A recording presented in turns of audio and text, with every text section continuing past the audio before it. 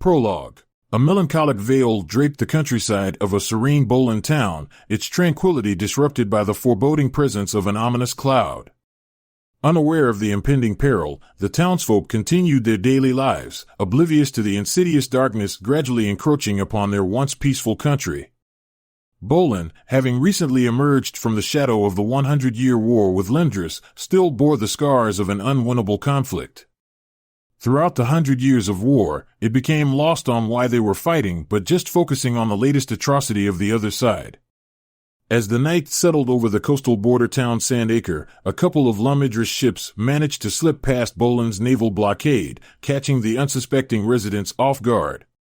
The invaders swiftly disembarked, their soldiers storming into the peaceful town under the cover of darkness.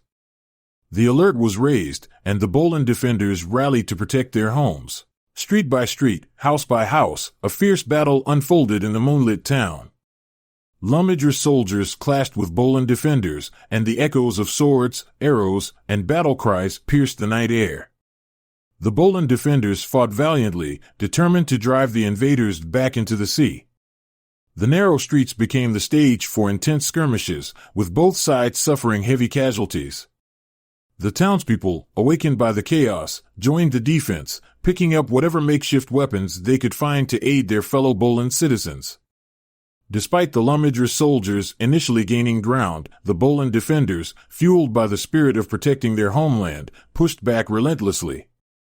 The Lumidris forces, realizing the increasing resistance and the high toll of casualties, eventually decided to retreat to their ships. As dawn approached, the Lumidris ships, battered and carrying the weight of defeat, retreated into the open sea. The coastal border town, though scarred by the night's events, stood proud with its resilient citizens, who had successfully repelled the invaders and preserved the integrity of Bolin's borders. Bolin would retaliate for an attack from Lindris, and in response Lindris would send another attack towards Bolin, focusing on revenge. Bolin's strong navy was able to keep the strong army of Lindris from invading the Bolin lands. Year after year they fought, till the Bolin king Bogner reached out to Emperor Joachim to stop these hostilities. On the 11th day, 4th month 450th year in modern time. A generation removed from the agonies of war, the haunting remnants of battles and the ache of profound losses lingered, casting a somber pall over the nation's healing wounds. Forgotten were the origins of the war, replaced only by an insatiable thirst for revenge. Vengeance became the relentless pursuit, fueled by each tragic loss during the conflict. Families shattered, friends lost, and the yearning for payback became the driving force. This cycle of vengeance forged a bitter animosity between Bolin and Lindris that persisted through the generations, fostering a belief of inherent superiority on either side. Isolating itself from the outside world, Bolin engaged in limited trade with the native Dark Elves of Lilith Lenora, one of the two civilized societies dotting the coast of the perilous dreaded wasteland, an uncharted and treacherous continent rarely explored and even less frequently survived. As the first beasts from the dreaded wasteland found their way to Bolin's shores, the once peaceful country was plunged into chaos. Towns and villages, once safe havens, succumbed to nightmares that had hitherto only haunted dreams.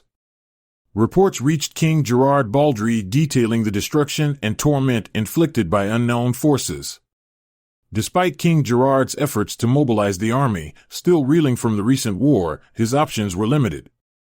Major cities were fortified, but the responsibility to confront the encroaching horrors fell upon local leaders.